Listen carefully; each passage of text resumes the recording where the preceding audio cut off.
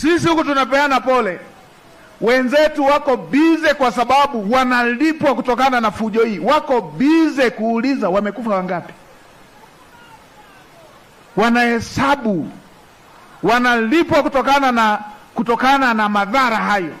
Wanafanyia biashara maisha ya Watanzania, kwamba wakiwa wamekufa wengi ndio wao wapate fedha nyingi. Ndio maana wanalipuka tu, wamekufa 10,000, wamekufa 1000. Ulikuwepo?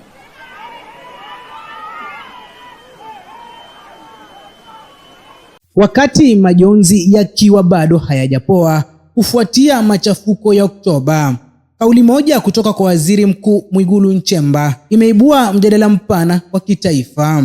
Kauli iliyotolewa wakati taifa likiwa katika maombolezo, kauli inayogusa vifo, wanaharakati na madai ya biashara ya machafuko. Kauli hii imekuja katika mazingira nyeti, wakati familia zikiomboleza wapendwa wao, wakati jamii ikitafuta majibu, na wakati maswali mazito yakielekezwa kwa serikali ya Samia Suluhu Hassan.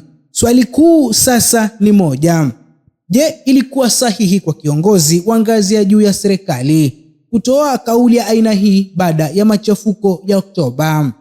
Kauli yake Dr. Mwigulu Nchemba alisema, sisi huku tunapeana pole, wenzetu wako bizi kwa sababu wanalipwa kutokana na fujo hizi. Wako bizi kuuliza walikufa wangapi, wanalipwa kutokana na madhara hayo. Maneno haya yamepokelewa kwa tafsiri tofauti. Kwa upande mmoja, kauli hii inaonekana kama lawama ya moja kwa moja kwa wanaharakati kwamba wanatumia vifo na machafuko kama chanzo cha mapato. Kwa upande mwingine, kauli hii inayotafsiriwa kama kupuuzia uzito wa vifo vilivyotokea. Katika mazingira ya majonzi, kauli ya kiongozi hubeba uzito mkubwa, si tu kwa sababu ya kile anachosema, bali kwa wakati anaosema na kwa niaba ya nani anazungumza. Je, kiongozi wa serikali anapaswa kuzungumzia nani analipwa, nani halipwi wakati taifa linaomboleza? Katika historia ya matukio ya machafuko, kauli za viongozi zimekuwa na uwezo wa kuponya au kuchochea zaidi majeraha ya kijamii. Familia zilizopoteza wapendwa wao hazisikii mjadala wa fedha, bali zinatafuta huruma, haki na ukweli.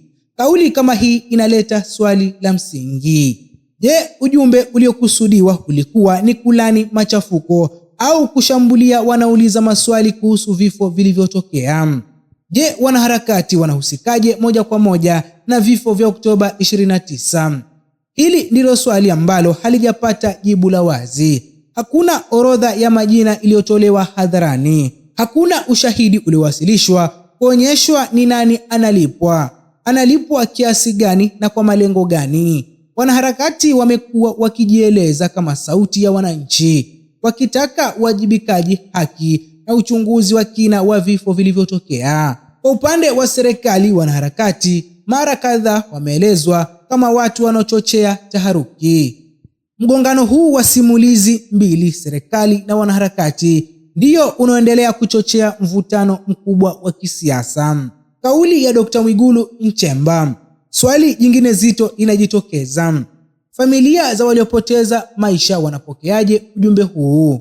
Kwa mzazi aliyepoteza mtoto, kwa mwenzi aliyepoteza mume au mke, kauli inayotaja idadi ya waliokufa kama chanzo cha malipo inaweza kuonekana kama kudhalilisha maumivu yao. Familia hizi zinahitaji majibu. Nani alitoa amri? Nani anawajibika? Ni hatua gani za haki zitachukuliwa?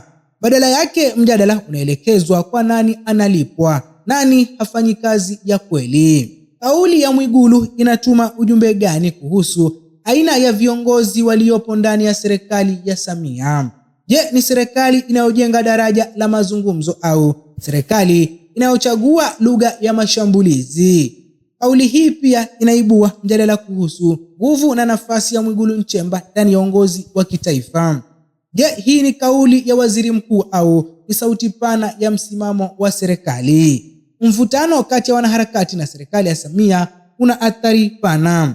Unazidisha kutoaminiana, unapunguza nafasi ya mazungumzo, unajenga hisia za sisi dhidi ya wao, unahatarisha mshikamano wa kitaifa. Na kadri Kauli hizi zinavyoendelea kutolewa ndivyo nafasi ya suluhu kudumu inavyozidi kupungua. Machafuko ya Oktoba yameacha majeraha ambayo hayajapona.